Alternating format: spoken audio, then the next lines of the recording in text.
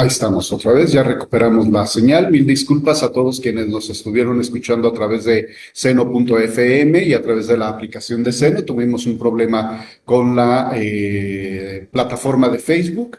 Mil disculpas ahí, ya se nos escapó. Mil disculpas al invitado.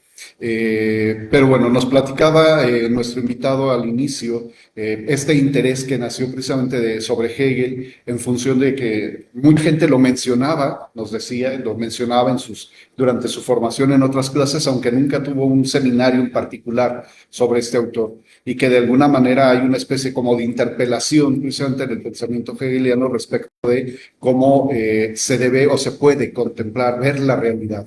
Y sí, pensaba un tantito también cuando nos platicaba de que como esta analogía de la América, lo amas, lo odias, pero no hay puntos intermedios, nos decía nuestro invitado, que Hegel ha despertado también algo así. Y yo he escuchado, sí, y leído mucha aversión a acercarse al pensamiento hegeliano, sobre todo porque se lee desde una perspectiva en extremo como analítica del lenguaje, como si el lenguaje fuese muy unidireccional y si no se comprende de buenas a primeras lo que está diciendo el autor en su texto, pues pasa como, no dice nada, ¿no? Nos decía usted, bueno, es que es un autor de quien se ha dicho mucho que no tiene sentido lo que dice, pero lo importante tal vez sea también la perspectiva. Perdón, mil disculpas, que pudiera retomar en síntesis sobre todo esto que nos decía acerca de por qué la importancia del problema-tema de Dios en el pensamiento filosófico hegeliano.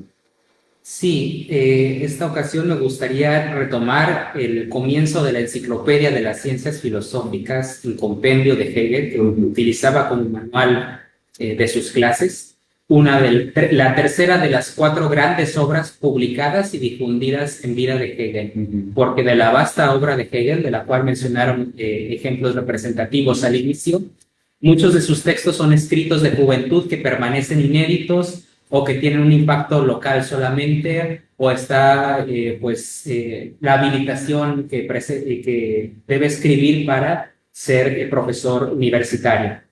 Las obras que Hegel publica son 4. Primero, la fenomenología del espíritu, famosísima, entonces como más aún después, en 1807, con lo que podríamos declarar que inicia el pensamiento de madurez de Hegel, su pensamiento sistemático de filosofía especulativa, como él mismo la llama, o el sistema de la ciencia, porque pretende hacer de la filosofía una ciencia sistemática. Después, la ciencia de la lógica, luego la enciclopedia de las ciencias filosóficas en compendio, que tendrá varias ediciones, y por último, principios de filosofía del derecho o derecho natural y derecho positivo.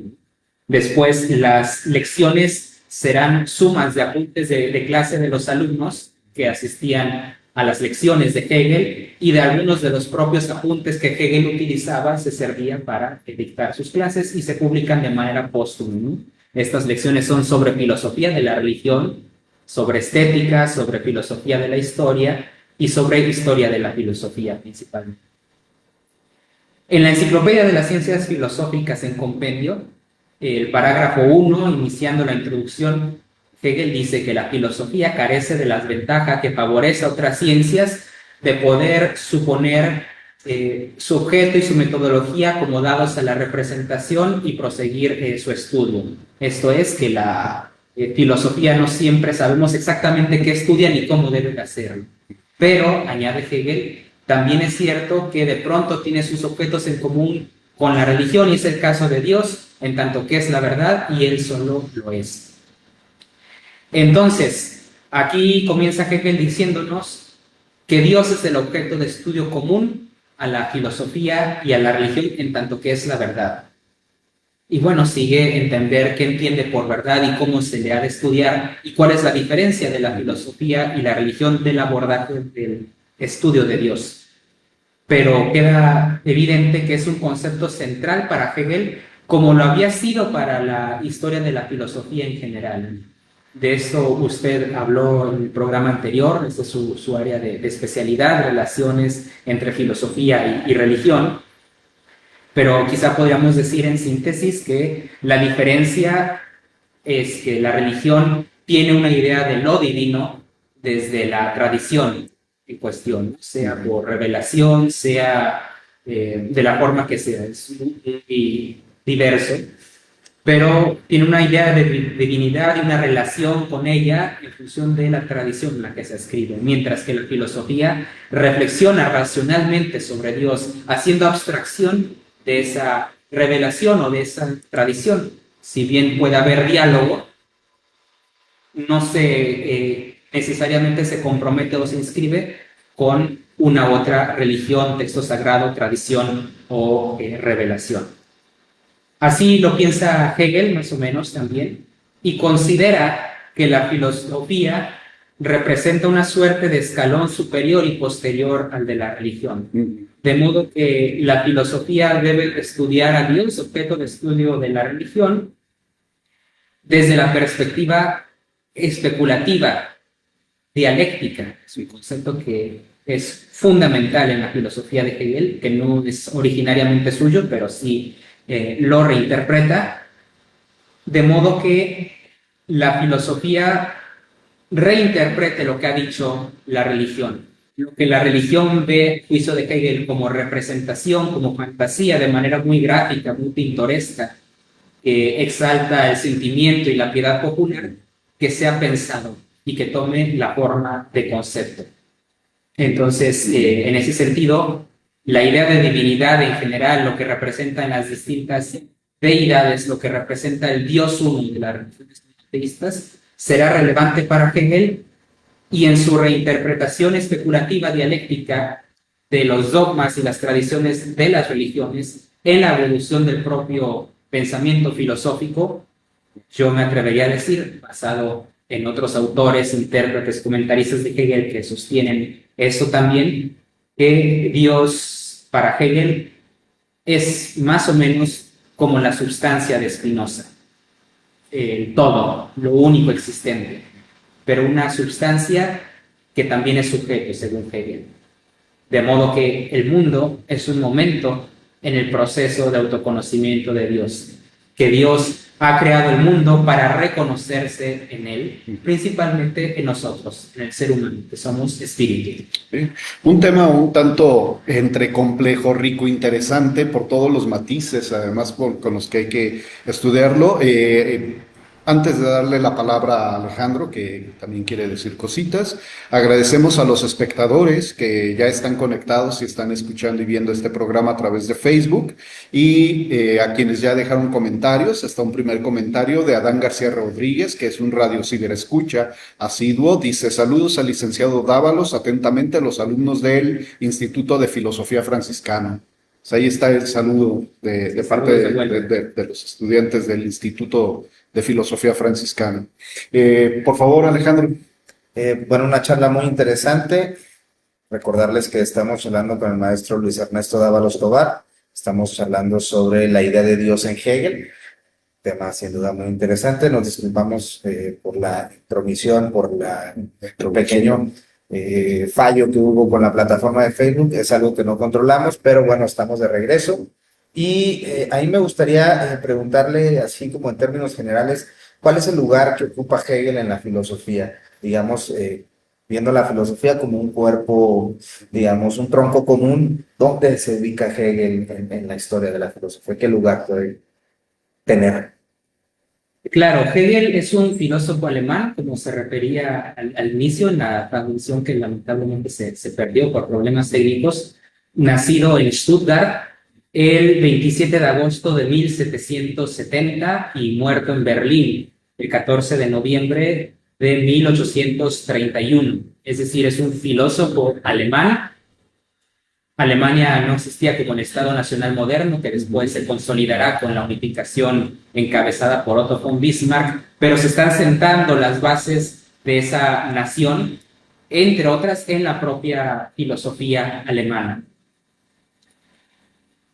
Un filósofo de finales del siglo XVIII y principios del XIX, que le toca en su juventud la ilustración y la realización de ese proyecto en la Revolución Francesa, que le toca la reacción a la ilustración, principalmente artística y literaria, pero en Alemania fuertemente relacionada con la filosofía, que es el movimiento conocido como el Sturm und Drang o tormenta ímpetu, y el romanticismo, que van de la mano, que hay ligeras diferencias, y ahí situamos autores como los hermanos Schlegel, como Herder, como Goethe, entre otros.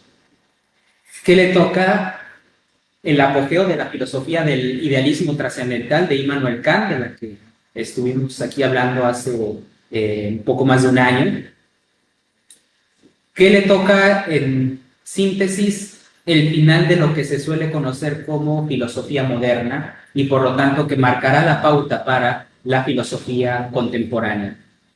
Siempre el hablar de periodos históricos es problemático y es equívoco, porque hay que dar un corte a una rebanada de pastel, retomando una analogía crítica que plantea el historiador francés medievalista Jacques Le Goff, ¿no? Pero es útil, porque aunque no haya un cambio radical de un momento a otro y ningún periodo sea heterogéneo, homogéneo, y haya bastante heterogeneidad, sí es posible identificar semejanzas en la forma de pensar, de hacer filosofía en un periodo histórico respecto de otro, ¿no? Así podríamos hablar de que en la filosofía moderna el problema fundamental es el del conocimiento, más que también pues, se hace teología, se hace ontología, se hace de todo, pero hay un fuerte énfasis en cómo conocemos, qué podemos conocer, partiendo del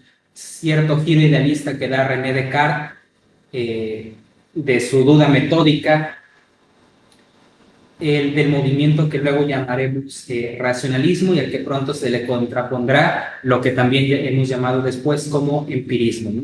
Immanuel Kant ofrece una respuesta a este enfrentamiento entre racionalistas y empiristas, a los que llama la crítica de la razón pura como dogmáticos y escépticos. La solución que da Immanuel Kant, si la lectura de la crítica de la razón pura, que tenemos que hacer en detalle, es que si todo el conocimiento comienza con la experiencia, como decía Aristóteles, como compartían los empiristas, a diferencia de los racionalistas, que podrían coincidir en que hay ideas innatas, que ya de fábrica tenemos ciertos conocimientos que puede que Dios haya puesto en nosotros, pero que no todo el conocimiento proceda de la experiencia, porque el sujeto cognoscente pone algo en el objeto de conocimiento para conocerlo, ¿no? Algo que es nuestro y no de la cosa, que son las intuiciones puras a priori, espacio y tiempo, que son los conceptos puros del entendimiento, las categorías de cantidad, de cualidad, de relación y de modalidad, en función de las cuales podemos hacer 12 tipos de juicios, ¿no? Pero, según Kant, cometemos un error cuando queremos ir más allá de la experiencia de lo dado en el espacio y en el tiempo. Cuando hacemos construcciones de conceptos sobre conceptos sin una referencia empírica, y en ese sentido creamos una suerte de castillos en el aire. Es el caso de la metafísica, es el caso del conocimiento, entre comillas, de Dios, que para Kant no será posible. Eso no es ciencia. Dios es objeto de fe, Dios es objeto de experiencia moral, a juicio de Kant, pero no de ciencia. Porque así como podemos argumentar en favor de que Dios existe, podemos argumentar en favor de que Dios no existe, sin un criterio claro de discriminación que nos permita saber si Dios existe o no. Eso dice Kant en la crítica de la razón pura, y Hegel es consciente de esta discusión, ¿no? En una época en la que comienza propiamente pues el ateísmo filosófico, algo que hoy nos podría parecer muy normal, creer o no creer en Dios, en su momento no lo era. Creer en alguna suerte de divinidad era algo que se daba por hecho en todo el mundo. Hay críticas después a la idea tradicional de Dios desde la filosofía antigua, pero luego ahí tenemos otras críticas a toda idea de Dios en general, y ya podemos ponerle nombre y apellido al ateísmo con filósofos y literatos como el Marqués de Sade, quizás como David Hume, después de Hegel, paradigmáticamente con Ludwig Feuerbach. En ese contexto está Hegel, un contexto de mucha discusión filosófica, de grandes genios, de grandes mentes en la literatura, en el arte, en la filosofía y un apogeo de la filosofía alemana. De hecho, Hegel, en sus años de estudio en el seminario luterano de Tübingen, de Tubinga, fue compañero de Friedrich Schelling y de Hölderlin, genios muy precoces, que Hegel parecía pues como que él retrasado inclusive en comparación de ellos, ¿no? Porque ya tenían una gran producción intelectual famosa a edades muy tempranas. Schelling ya era un filósofo reconocido a los 21 años de edad, ¿no? Por eso, de repente cuando nos dicen que somos muy inteligentes o que hemos hecho mucho para ser jóvenes, pues basta con acordarse de Schelling y ver si qué tantos pueden superarlo, ¿no? Hegel era alguien muy estudioso, muy disciplinado desde su juventud, pero no tenía la precocidad intelectual que sí mostraban Hölderlin y Schelling, ¿no? Parecía un alumno más normalito frente a estos grandes genios que lo eran desde su juventud, aunque luego serían progresivamente opacados por Hegel. Hoy seguimos estudiando a Hölderlin y a Schelling, pero en mucho menor medida que a Hegel. Pero cuando todavía eran amigos y compañeros en el seminario, llegó la noticia de que había estallado la Revolución Francesa, de la famosa toma de la Bastilla, y los muchachos en ese entonces estaban muy entusiasmados, veían la posibilidad del fin del antiguo régimen opresivo, del absolutismo, y la posibilidad de que se consolidaran, de que se realizaran los ideales de libertad y de igualdad y de fraternidad, al punto de que los tres deciden plantar un arbolito conmemorativo de la Revolución Francesa allí en el seminario. Eventualmente esa amistad se enfriará un poquito, habrá una disputa intelectual entre Friedrich Schelling y Georg Wilhelm Friedrich Hegel y un distanciamiento, pero esto es representativo de cómo Hegel se inscribe en estos debates intelectuales y los comparte en su juventud, y cómo los propios acontecimientos históricos influyen en las discusiones filosóficas, porque la Revolución Francesa dará muchos giros muy rápido.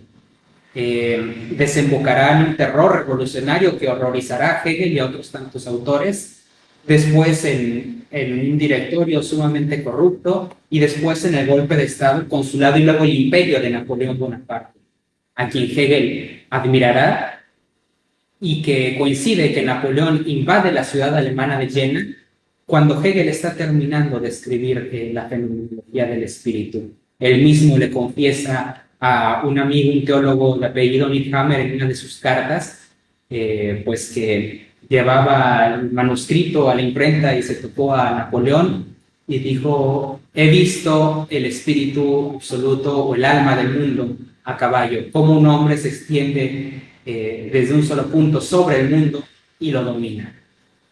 Hegel en su momento vio en la figura de Napoleón alguien que venía a traer orden al desorden y al terror en el que desembocó la Revolución Francesa, pero que también podía expandir esos ideales de libertad, de igualdad y de fraternidad en la Europa, en el mundo.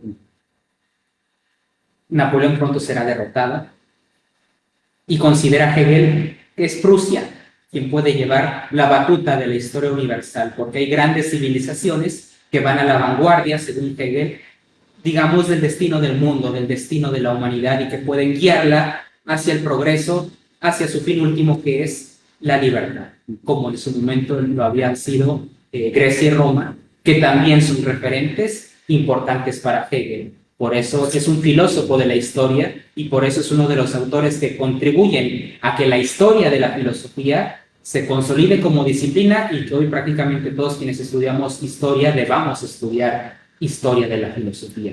Es un parteaguas fundamental en el final de la filosofía moderna y el inicio de la contemporánea. Bien, se me ocurren varias preguntas en función de todo esto que nos acaba de comentar nuestro invitado, y también un tantito de lo que dijo anteriormente, sobre todo sobre esta posición que ocupa la filosofía, la religión, que me hizo evocar algo que en algún momento dado también leí, pero quiero dar salida a una pregunta que nos hacen ya aquí también en el Facebook. Agradecemos a todos quienes están siguiendo esta transmisión en vivo en Facebook, también a quienes nos escuchan por seno.fm. Y saludamos con gusto a Jorge Antonio Bárcena, que ya estuvo también con nosotros en el programa, le damos un cordial saludo, y él pregunta, ¿cuál es la relación entre Dios y la libertad en la filosofía de Hegel? Saludos, Ernesto. Saludos al doctor Jorge.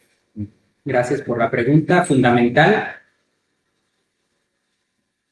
Tratando de responder rápido y luego explicar un poco, me animaría a decir que para Hegel, Dios es el motor hacia la libertad. Y aquí vemos, pues, mucha inspiración del Evangelio, de la Biblia en general, pero particularmente del Nuevo Testamento, en la filosofía de Hegel, que Hegel conocía, que Hegel recibió formación filosófica y teológica en el seminario protestante de Tubinga, y que luego reinterpreta en clave filosófica. Jesús en distintos pasajes del Evangelio dice que viene a liberar, dice que la verdad nos hará libres. Entonces, de alguna forma, Hegel creería, en efecto, que Dios nos lleva a la libertad, que Dios quiere nuestra libertad, que somos libres en Dios, pero no es ese Dios absolutamente trascendente, omnipotente, omnipresente, omnisciente, omnibenevolente de las religiones monoteístas tradicionales. No es ese Dios perfecto y eterno que bien pudo crear o no el mundo, pero que por amor y por libertad decidió crearlo, y entonces crea un mundo ex nihilo sui et subjecti, de la nada de sí y de nada preexistente. Sino un Dios que se identifica con el mundo. Un Dios que en principio es Logos. Y aquí Hegel recuerda el capítulo 1 y versículo 1 del Evangelio según San Juan, que dice, en argén logos, kai logos en prostonteon, kai teon en logos, ¿no? En el principio era Logos, y el Logos estaba con Dios, y el Logos era Dios. Que a veces San Jerónimo de Estridón lo tradujo al latín como in principio erat verbum, y de ahí se ha traducido al castellano como en el principio era el verbo, o en el principio era la palabra, aunque quizás también se pudo haber traducido como era la razón, o de otra forma, porque el concepto logos es muy amplio, los antiguos griegos, ¿no? Quizás quedaría mejor dejarlo como en el principio era el logos, ¿no? Y Hegel entiende el logos principalmente como idea. Para Hegel en el principio es la idea, es, digamos, la razón absoluta, el pensamiento puro, eso es Dios. Pero esa idea, para reconocerse, esa razón, ese Dios, pensamiento, se tiene que conocer en el mundo, en la naturaleza, que para Hegel se divide en física, en mecánica y en orgánica, un poco las ciencias naturales. Su filosofía de la naturaleza la expone en la Enciclopedia de las Ciencias Filosóficas, aunque es quizás el apartado menos estudiado de Hegel, porque pese a que ya había ciencia moderna, todavía Hegel pretende hablar de la naturaleza muy en clave filosófica, especulativa, y quizás es más cercano a la alquimia medieval, conocimientos científicos modernos y contemporáneos que tanto éxito nos han dado, y por eso pues, esa parte se le hace menos caso a la filosofía de Hegel. Pero él considera que de la naturaleza parte el espíritu, pero que el espíritu no se identifica con la naturaleza. Y el espíritu, podríamos decir, es el mundo propio del hombre, del ser humano.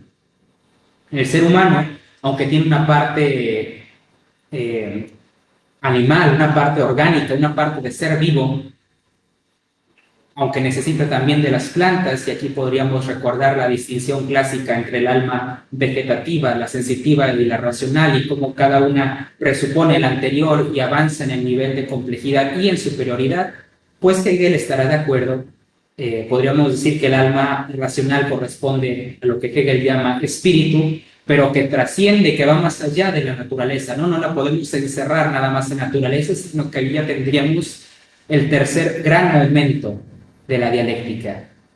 Lógica, o la idea pura, la idea en sí para sí, la naturaleza y el espíritu. El espíritu, el ser humano y el mundo humano, que es mediante el cual Dios, que se enajenó, que se alienó, que se hizo otro en la materia, en el mundo físico, en la naturaleza, porque en principio era logos, se va a reconocer en la historia, particularmente en las tres producciones culturales supremas que hemos hecho juicio de Hegel, que son en orden, el arte, luego la religión y por último la filosofía, en la que Dios se conoce bajo la forma del concepto. El espíritu es autoconsciente de sí.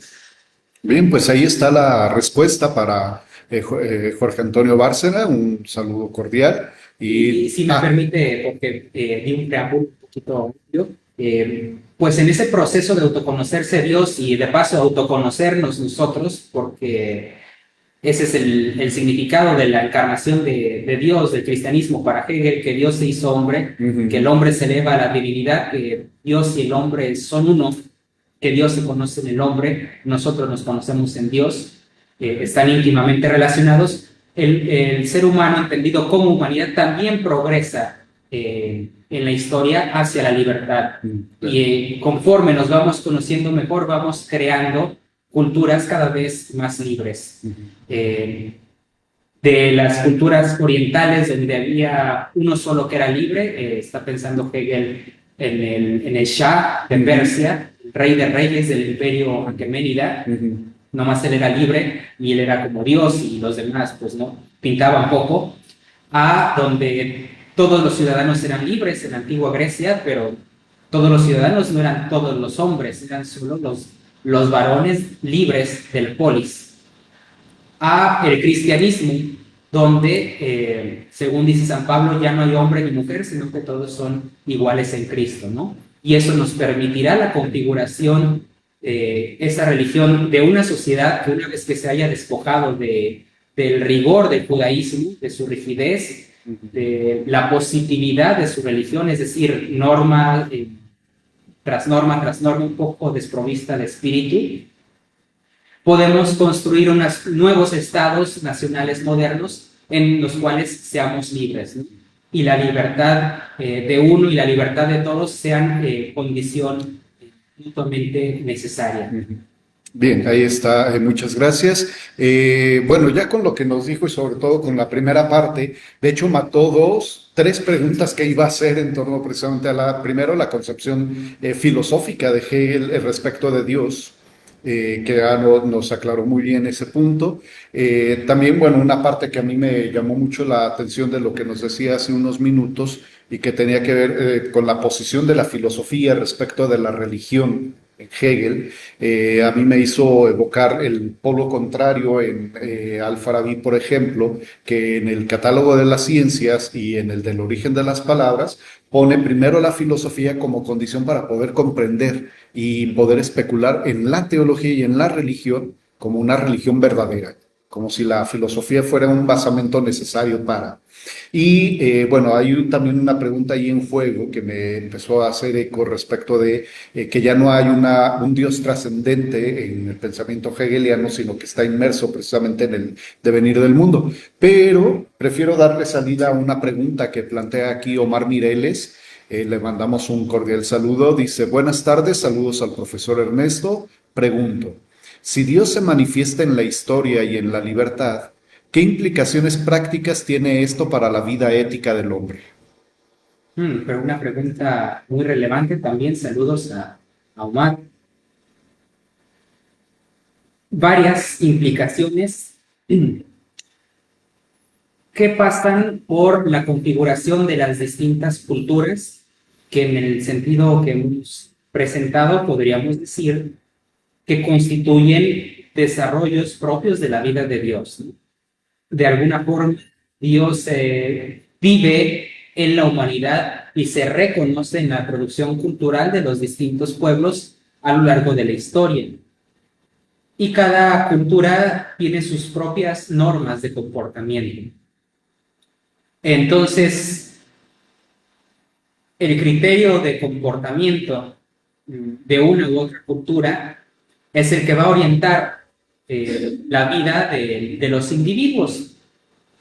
Y así podemos ver que de una cultura a otra, conforme avanzamos en el tiempo, a juicio de Hegel, siempre llevando la batuta a las grandes civilizaciones, y como decía, para el tiempo de Hegel él considerará que el mando lo lleva, la delantera le corresponde a Prusia en ese momento, pues vamos progresando hacia la libertad y digamos que cada vez vamos teniendo normas morales más humanas, que cada vez nos vamos conociendo mejor y vamos viendo lo que es mejor para todos y que podamos ser libres en el Estado.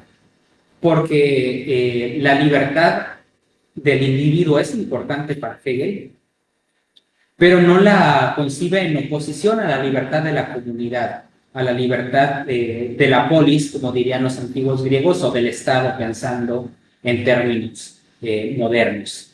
Por eso Hegel tiene en muy alta estima la antigua Grecia, más que Roma. Quizás hay parte también del prejuicio Hegel, según el cual Roma nada más trajo cosas malas al mundo, porque esa es la disputa en la que se encuentra inmerso por Martín Lutero cuando hace la Reforma Protestante y exaltando el nacionalismo de una figura que resistió al emperador Octavio Augusto, como lo fue Arminio de las tribus de los germánicos en otro momento, ¿no? Pero si para Hegel el papel de Roma fue negativo y eliminó la pluralidad y el valor que había en distintos pueblos, pero pudo preparar el terreno para que después el espíritu del mundo progresara en la historia, el papel de Grecia había sido positivo, porque los griegos entendían que la libertad era un valor, pero en el marco de la polis, que había que ser buen ciudadano eminentemente, y eso era ser un hombre de la polis, alguien que pensara en el bien común en términos de Santo Tomás, por ejemplo. Tiene como consecuencias éticas la idea de Dios en Hegel esto, que no podemos entender el criterio del comportamiento moral en función del arbitrio de cada persona, sino que este es dado de manera cultural en la historia y que podemos por eso mismo trascender las normas de una época y de una cultura determinadas, porque allí va, digamos, Dios tras bambalinas guiándonos como humanidad para cada vez construir un mundo mejor, un mundo en donde todos seamos más libres.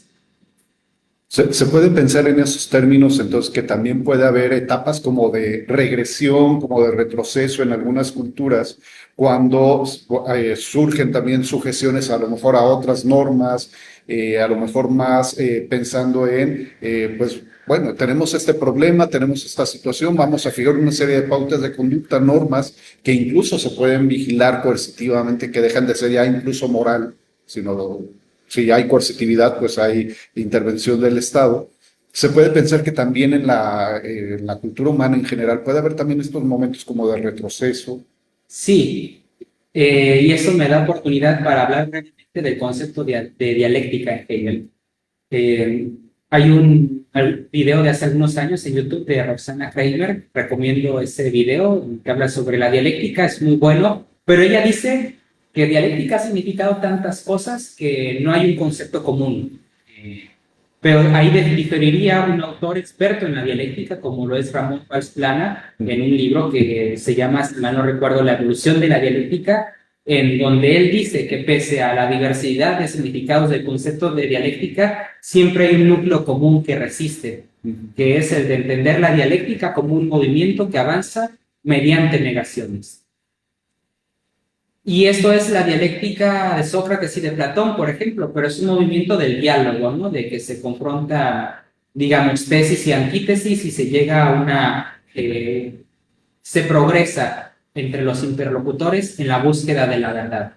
Tenemos antecedentes anteriores en un presocrático, como lo es Heráclito, quien en ese sentido vería la realidad misma como un constante devenir y como una lucha de contrarios. Pasándonos hasta Hegel, porque si hacemos una historia de la dialéctica, no cabe más. Hegel considera que este movimiento que avanza mediante negaciones es una característica de la realidad y que por lo tanto el método de la filosofía también debe de ser dialéctico, un método de conocimiento idéntico al objeto que pretende conocer.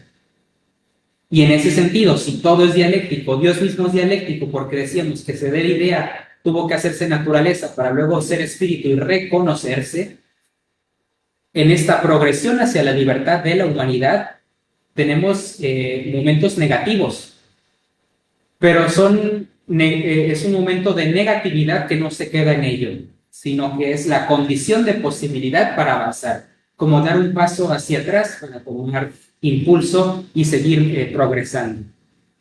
De allí que si bien Hegel tiene su lado conservador, su lado de derecha, como se le ha criticado, no es un defensor Hegel del conservadurismo y de la tradición sin más, sino en algún sentido un filósofo progresista que considera él que está superando a los filósofos que le precedieron, como quizás lo consideraría cualquier filósofo, porque si piensa que no está aportando algo nuevo, que no está superando, diciendo algo que no han dicho los otros, entonces no tiene propuesta propia.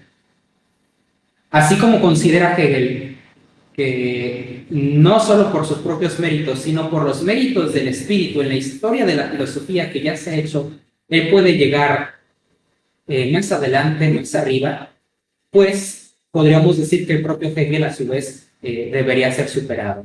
Y así como el Estado prusiano podría representar un punto más alto en la consecución de la libertad para las personas que la polis de la antigua Grecia, que los imperios esclavistas de Oriente, eso también podría ser superado. Y el conocimiento adaptarse y las instituciones adaptarse a las nuevas necesidades históricas y que la humanidad en su conjunto, que también esto es el espíritu, construya algo mejor para sí. Hay una especie como de, volvemos a lo mejor en distintos momentos, en distintas culturas, hay un retroceso, pero a final de cuentas siempre hay esta tendencia hacia el progreso, hacia adelante y a la superación de esas etapas, de tal manera que nunca habría como un retroceso y estancamiento, sino más bien continuación. Y me llamaba mucho la atención lo que nos decía sobre este proceso en el que los individuos y las sociedades en general vamos cobrando conciencia y en esa medida vamos, pues en general Dios va cobrando también conciencia de sí en distintos momentos a lo largo de la historia. Pues bueno, ahí está la respuesta para Omar Mireles, a quien enviamos un cordial saludo. Alejandro, por favor. Pues bueno, recordarles a quien comiencen a sintonizarnos, estamos charlando con el maestro Luis Ernesto Dávalos Tovar, especialista en lecturas de Hegel y que nos presenta la idea de Dios en Hegel, una charla por demás interesante. A mí me gustaría tocar un tema respecto de esta idea de la dialéctica, la superación de las contradicciones, un tema que me gustaría que me aclarara una cuestión en la cual me surgió duda revisando textos para esta entrevista sobre la contradicción de sujeto-objeto.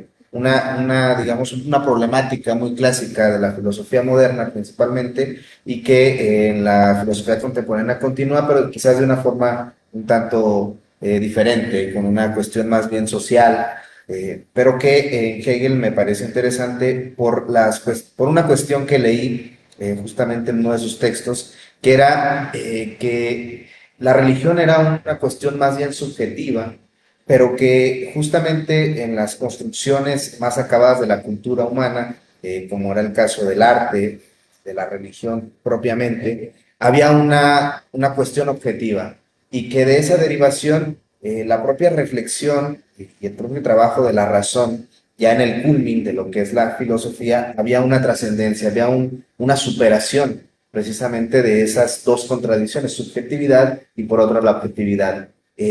¿Nos puede explicar un poco esta cuestión y cómo se relaciona con la concepción de Hegel de Dios como un autoconocimiento de sí mismo? Sí, es un tema amplio de sintetizar. Creo que es relevante la idea de Dios en Hegel también para esto. Y cabría aclarar que Dios es mencionado como tal, Dios ampliamente en la obra de Hegel, pero se le menciona más con otros conceptos, como el de sustancia, como el de sujeto, como el de espíritu, etcétera.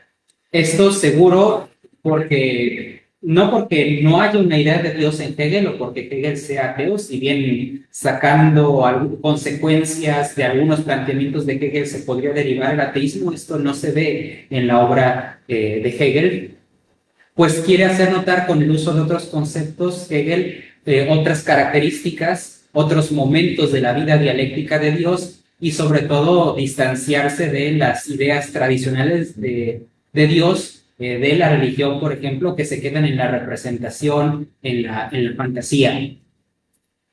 Pero si entendemos a este Dios como el absoluto, como la sustancia, sujeto, como idea, como naturaleza y como espíritu, entonces nos damos cuenta de que el conocimiento no es otra cosa sino el proceso de autoconocimiento de Dios, y que en ese proceso de autoconocimiento crea que tiene su momento culmen en el espíritu, en nosotros, en el hombre individual y en el individuo universal, como le llega a llamar Hegel, que es la humanidad a lo largo de la historia. La unidad, la superación de la contradicción entre sujeto y objeto también pasa por reconocer que somos uno con el mundo, que conocer el mundo es conocer a Dios, es conocernos a nosotros, a la par que lo transformamos, que nos lo apropiamos y que deja de ser hostil y deja de ser extraña. Por eso Hegel considera que el espíritu supera la naturaleza, que el transformar el mundo en algo que nos sea más útil, más cómodo, más apropiado, es una suerte de progresión y de reconciliación con el mundo mismo, con la naturaleza, que es el momento negativo de la vida de Dios. Aunque allí ya podríamos plantear una crítica de otra naturaleza, en el sentido de que no podemos destruir impunemente el mundo para transformar lo que queramos a nuestro capricho, porque se nos acaba un mundo en el cual vivir, ¿verdad? Pero también el cambio climático y el calentamiento global que reconocemos hoy no estaban en ese nivel en la época de Hegel. Bien, antes de continuar, Fernando Villegas dice: hola, buenas tardes, saludos a todos, muy buen programa. Y Alejandra Vilés, una radio ciberescucha, que esperamos que pronto nos acompañe también aquí al programa, porque ella es doctorante en historia, que hay temas muy interesantes en su investigación. Dice: saludos a los conductores y al invitado, felicidades por el tema, muy interesante. Pues ahí está el saludo. Sigan dejando preguntas, comentarios, saludos en el chat en vivo. Si están escuchando y viendo este programa en otras páginas donde se replica, pásense a Estudio Humanitatis Radio para que puedan dejar sus preguntas y comentarios. Y si están escuchando a través de Seno FM, pueden dejar luego sus comentarios en el video, en la página de Facebook. Dos preguntas, unas en función de lo que acaba de decir. Y otra, bueno, un comentario me mató ya otras dos preguntas que le iba a hacer, precisamente sobre las acusaciones de ateísmo que se hacían sobre este autor, como igual también creo que se hicieron sobre otros autores del idealismo, como el Fichte o Schelling, por ejemplo. Pero por lo que nos decía sobre la concepción, la forma en que Hegel ve la religión revelada, en Hegel, Dios ya no es persona como lo es en la religión revelada. Y segunda pregunta, aunque ya nos adelantó un poco sobre Dios y lo absoluto. Le iba a preguntar precisamente si podemos pensar que en Hegel el absoluto, el espíritu absoluto, es Dios. Y si nos podría, porque él lo acaba de decir un poco, pero si pudiera ampliar un poquito más esta idea. Bien. En la fenomenología del espíritu, subtitulada como Introducción al Sistema de la Ciencia, y que se había pensado un título alternativo que finalmente no fue con el que se publicó la obra, Ciencia de la Experiencia de la Conciencia, Hegel hace una suerte de historia del conocimiento a la par que historia de la humanidad y un poco teología y otras cosas, mencionando cómo partimos y progresamos en el conocimiento individual desde la certeza sensible del esto, lo que se nos da la inmediatez de los sentidos, hasta el saber absoluto, que eso ya pasa del nivel del individuo y estamos en el plano de la construcción colectiva del saber de la humanidad a lo largo de la historia, y el plano del espíritu, no individual, sino universal y, por último, absoluto. El penúltimo capítulo, el séptimo de la fenomenología del espíritu, antes del saber absoluto, Hegel lo dedica a la religión y tiene tres apartados: la religión natural, la religión del arte y la religión revelada. En la religión natural pone religiones orientales, la religión del arte es la de la antigua Grecia y la religión revelada es el cristianismo, de modo que para Hegel constituye la más elevada de las religiones y la religión absoluta, como dirá en otras obras. Hegel era cristiano, luterano, nunca renegó de ello, pero sí lo vivía y lo entendía de una forma que distaba del cristianismo tradicional, de los dogmas en el sentido que se formularon originariamente. Y en ese sentido respondería rápido, puntualmente a su pregunta. Sí, yo creo que Hegel no entiende a Dios como persona, pero sí retoma el misterio trinitario y lo reinterpreta en clave especulativa, dialéctica. De alguna forma el Padre se podría ver como la idea, el Hijo como el mundo, pero también representar a Dios encarnado como el hecho de que Dios se hace hombre, el hombre se diviniza. Así se dice en la misa católica, por ejemplo, en el momento del ofertorio, cuando el sacerdote vierte una gota de agua sobre el vino, que va a considerar, ¿no?, que aquel que quiso participar de nuestra humanidad nos haga partícipes de su divinidad. Y luego viene el Espíritu. Entonces, el Espíritu Santo, Hegel lo reinterpreta en el sentido que estamos comentando del Espíritu.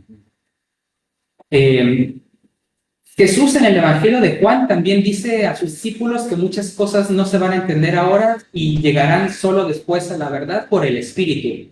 Entonces, Hegel allí ve que la religión, y sobre todo la más elevada y la más acabada de todas ellas, que para Hegel es el cristianismo, nos dice muchas cosas. Es una revelación que Dios hace de sí mismo en el mundo, en la historia de la humanidad, pero que llegaremos a su comprensión más acabada después en la filosofía, que es el culmen del espíritu absoluto, lo mejor, el non plus ultra que ha logrado la humanidad a lo largo de la historia, donde Dios se conoce a sí mismo en nosotros, nosotros nos conocemos en Él, nos conocemos a nosotros mismos en el concepto, y ya no nada más en la representación, que veía a Dios, que es idea, naturaleza, espíritu y demás, pero bajo formas de dioses personificados, como en la antigua Grecia, o de Padre, Hijo, Espíritu Santo, como en el cristianismo. Muy bien. Estamos ya casi perfilando el cierre. Tenemos todavía un poquito de tiempo para unas preguntas, Alejandro. Pues bueno, más bien por lo que nos comentaba el invitado, pasamos ya a las recomendaciones bibliográficas y después a la invitación Sí, que no nos sé. iba a hacer de un anuncio nuestro invitado. Si no hay más preguntas, profesor. Perdón, nada más antes hay un comentario. Dice Clemencia Tobar Ramírez. Dice, felicidades al maestro Ernesto por tratar un tema tan interesante y de manera muy clara. Sí, cabe señalar que manejarse a Hegel al dedillo, así como lo está mostrando nuestro invitado, es una cosa verdaderamente de admirar. Sí, Entonces, sí, bueno, ahí está el saludo. Recomendaciones bibliográficas para que el público en general que se quiera acercar al conocimiento de Hegel, o en particular de la idea de Dios en este autor. Bueno, muchas gracias, saludos a todos, espero que haya sido de mucho interés y de utilidad esta charla para quienes nos han visto y escuchado, y que si no les ha gustado mi charla, igual y se animen a estudiar a Hegel mediante otros autores y comentaristas. ¿Cómo cuáles? Bueno, yo recomendaría algunos videos de YouTube, hay unos muy buenos, otros no tanto, pero entre canales de YouTube que yo recomiendo están, por ejemplo, el de la Fonda Filosófica de Darin Magnat, que tiene una serie de videos dedicados a la fenomenología del espíritu. Está el de La Travesía, donde tiene unos 4 o 5 videos de Hegel muy buenos también. Recomiendo manuales de historia de la filosofía, en particular el de Giovanni Reale y Darío Antiseri. Hay una versión editada por la Universidad Pedagógica Nacional de Colombia y la Editorial San Pablo, donde además tiene esquemas, glosarios, y la versión extendida de Editorial Hegel, que es Herder, que es al comienzo del tercer tomo de Historia del Pensamiento Filosófico y Científico. Además presenta unos esquemas muy ilustrativos de los distintos momentos de la fenomenología del espíritu, de la filosofía de la naturaleza, la ciencia de lógica y la filosofía del espíritu en sentido amplio, tal como se expone en la Enciclopedia de las Ciencias Filosóficas. También recomendaría mucho, y sigo mucho la interpretación, ha sido muy útil en mi comprensión de Hegel, la Historia del pensamiento alemán de Kant a Heidegger, de Eusebi Kolb. El tomo segundo está dedicado a Fichte, a Schelling y a Hegel en varios capítulos. Y bueno, la bibliografía es muy amplia. Eso creo que podría servir a manera de introducción. Será demandante acercarse a él por primera vez. También es muy conveniente tener una noción general de la historia de la filosofía. Y pues después entrar a leer al propio Hegel. ¿Por qué obra de Hegel habría que empezar a leer para quienes no conocemos mucho del autor y queremos empezar a leerlo directamente? Hay varias posibilidades. Quizás una sean las lecciones de historia de la filosofía. Sí, también podemos tener un panorama de la historia de la filosofía de la que Hegel parte, entendida en clave hegeliana. Allí Hegel utiliza a otros autores para jalar agua para su molino y piensan que todos le estaban preparando el camino de alguna forma, pero es claro y muy útil. Bueno, quizás más sencillo que otros de sus textos. También algo no tan difícil sería iniciar con la introducción de la Enciclopedia de las Ciencias Filosóficas, los primeros parágrafos en los que se presenta una síntesis de su sistema. El prólogo a la fenomenología del espíritu también es muy ilustrativo, pero ese se entiende mejor más o menos teniendo un panorama de toda la fenomenología. Entonces yo recomendaría la lectura de este texto una vez que ya tuviéramos una noción general del pensamiento de Hegel, como espero haber ofrecido un poco de luz en ese sentido, y como creo que lo puede hacer esta bibliografía secundaria que he recomendado y que pues es mucho más amplia también. Muy bien. Nos iba a hacer también una invitación a todo el público que nos escucha. Sí, pues como vemos, Hegel es un autor que se entiende en su contexto histórico y que tiene en alta consideración para su filosofía la historia. Entonces, para la comprensión de Hegel y para la comprensión de la filosofía y para la comprensión de cualquier cosa, incluso si no nos interesa ni Hegel ni la filosofía, pues es fundamental la historia, ¿no? Y yo creo que tristemente no siempre se nos enseña bien la historia, sobre todo si no hemos tenido formación profesional en la historia. Y para subsanar esa carencia y tratar un tema que me apasiona profundamente, como le apasionaba a Hegel, es que vamos a ofertar en una de las plataformas en las que colaboro con cursos de educación en línea a distancia para el público en general, llamada EduSur, Filosofía y Humanidades, Educación desde el Sur Global. Vamos a impartir un curso de introducción a la historia universal en 6 sesiones. Los martes de 7 a 9 de la noche en horario de la Ciudad de México, comenzando el 17 de febrero. Entonces, si tienen interés, los invito a sumarse a este curso. Están las inscripciones abiertas, iniciamos en unas cuantas semanas y en 6 sesiones vamos a ofrecer un panorama general, accesible, breve, pero tratando de ser rigurosos, de la historia universal. ¿Qué es la historia? ¿Cómo se categoriza? ¿Cómo se estudia?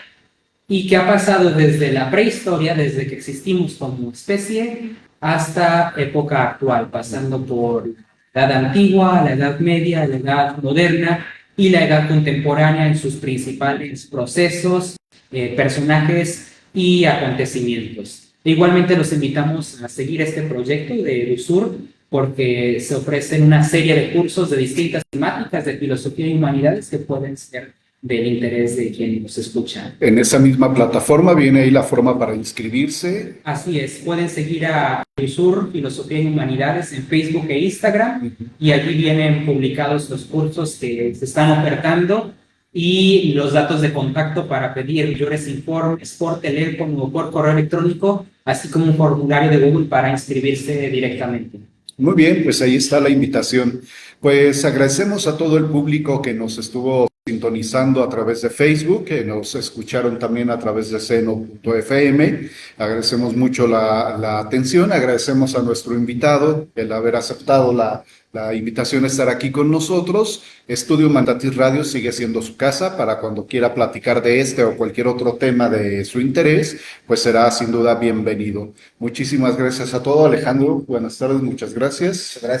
Muchas gracias, Luis Ernesto. Y bueno, agradecer a quienes estuvieron atentos a esta emisión, a quienes mandaban sus comentarios, sus saludos. Bueno, pues esperamos la siguiente emisión. Pues esto fue Estudio Humanitatis Radio, un programa para la divulgación de las humanidades y las artes. Hasta la próxima.